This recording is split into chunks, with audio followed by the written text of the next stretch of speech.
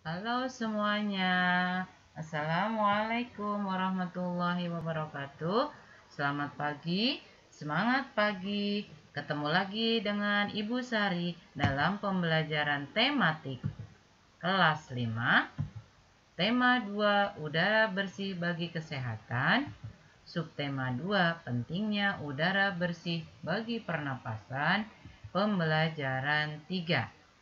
Ya, alangkah baiknya sebelum kita mulai belajar, kita berdoa terlebih dahulu ya anak-anak ya. Doa sebelum belajar. Bismillahirrahmanirrahim. Rabbi zidni ilman warzuqni fahman.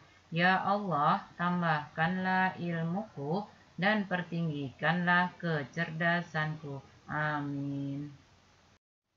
Kali ini kita akan belajar membedakan antara tanggung jawab, kewajiban, dan hak. Yang akan kita pelajari yang pertama kali adalah tanggung jawab. Tanggung jawab merupakan kesadaran yang dimiliki oleh manusia akan sikap yang telah ia lakukan, baik disengaja ataupun tidak disengaja. Manusia merupakan makhluk sosial yang tidak dapat hidup sendiri. Oleh karena itu, ia harus berinteraksi dengan orang lain. Saat berinteraksi dengan orang lain harus diikuti oleh sikap tanggung jawab yang baik. Setiap manusia harus menerapkan tanggung jawab terhadap Tuhan, keluarga, masyarakat, dan juga negara. Contoh penerapan tanggung jawab adalah sebagai berikut. 1. Menjalankan ibadah sesuai dengan keyakinan masing-masing.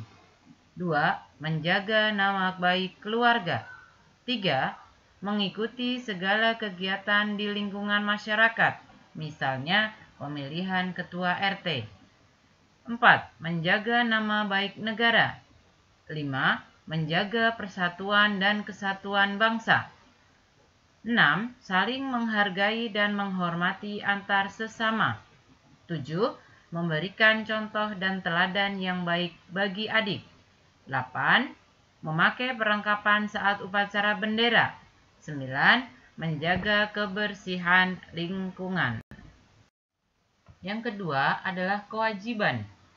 Kewajiban adalah segala sesuatu yang harus dilaksanakan oleh seorang individu. Jika kita ingin mendapatkan hak, maka kita harus melaksanakan kewajiban terlebih dahulu.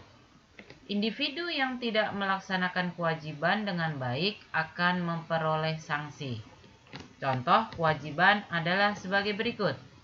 1. Menghormati orang tua dan menyayangi saudara. 2. Belajar dengan sungguh-sungguh. 3. Menjaga kebersihan dan keindahan lingkungan. 4. Tidak terlambat datang ke sekolah. 5. Menghormati guru. 6. Membuang sampah pada tempatnya. 7.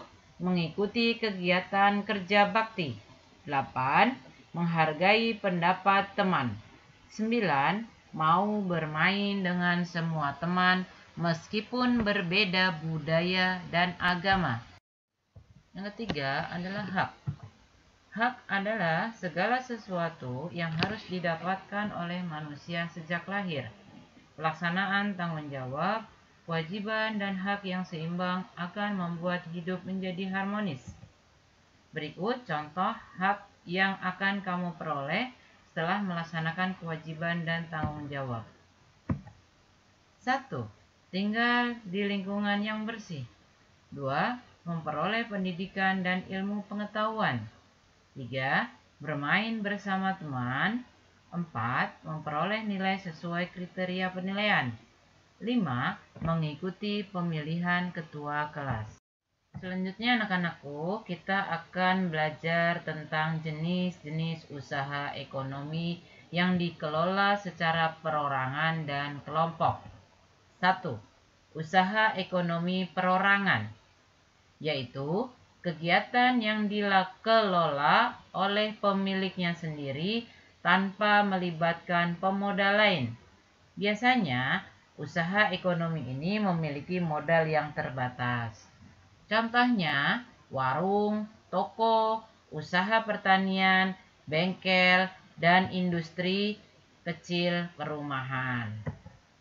Keunggulan atau keuntungan usaha perorangan ini adalah 1. Pemilik tidak membagi keuntungan dengan orang lain. 2. Memiliki kebebasan dalam mengembangkan usaha. 3. Tidak bergantung kepada orang lain dalam mengatur usaha. Nah, tadi keuntungan usaha perorangan, sekarang kelemahan usaha perorangan atau perseorangan. 1. Pengembangan usaha terbatas oleh modal. 2. Kekurangan tenaga kerja. 3. Resiko kerugian ditanggung pemilik sendiri. Ya, sekarang 2. Usaha ekonomi kelompok. Usaha ekonomi kelompok dikelola oleh sekelompok pemodal. Oleh karena itu, usaha ekonomi ini berbentuk badan usaha seperti 1. Firma atau biasa disingkat FA. Firma adalah persekutuan untuk menjalankan usaha antara 2 orang atau lebih dengan nama bersama. Contohnya, usaha pakaian yang dibentuk oleh 3 orang. 2. Perseroan terbatas atau PT, yaitu organisasi usaha yang memiliki badan hukum resmi, dimiliki oleh minimal 2 orang dengan tanggung jawab yang berlaku pada perusahaan.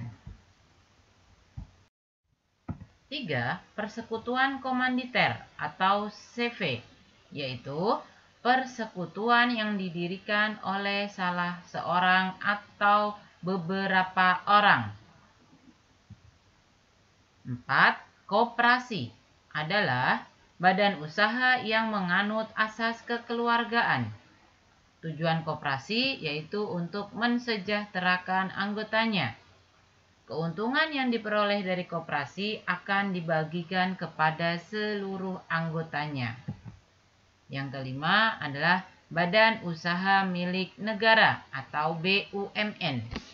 BUMN adalah perusahaan milik negara yang dimiliki pemerintah sebuah negara.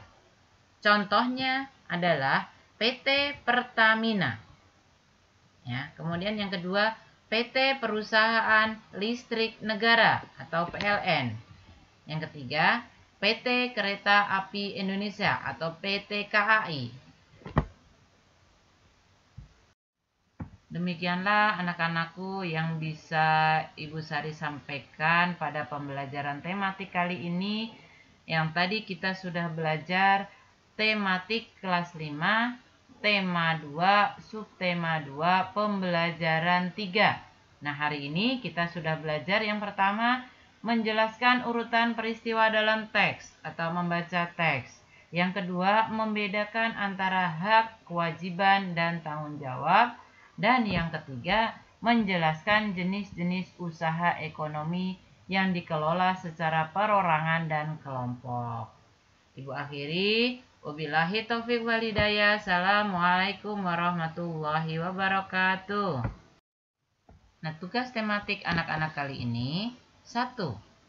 Bacalah teks di buku paket halaman 50-51 yang judulnya Melestarikan Lingkungan dengan Kerja Bakti. Nah, setelah membaca, kalian buatlah 5 pertanyaan di buku tulis dengan menggunakan tabel, ya. Jadi pakai kotak. Dengan menggunakan kata tanyanya apa, siapa, di mana, mengapa, dan bagaimana. 2. Kerjakan halaman 55. Ayo berlatih. Nomor 2 dan nomor 3. Nomor 1 tidak usah ya. Untuk nomor 2, contohnya masing-masing 2 saja. Dan untuk nomor 3, tuliskan contohnya saja masing-masing 1 contoh. Tidak usah diartikan dan dijelaskan. Ya, semangat ya anak-anak ya. Selamat mengerjakan.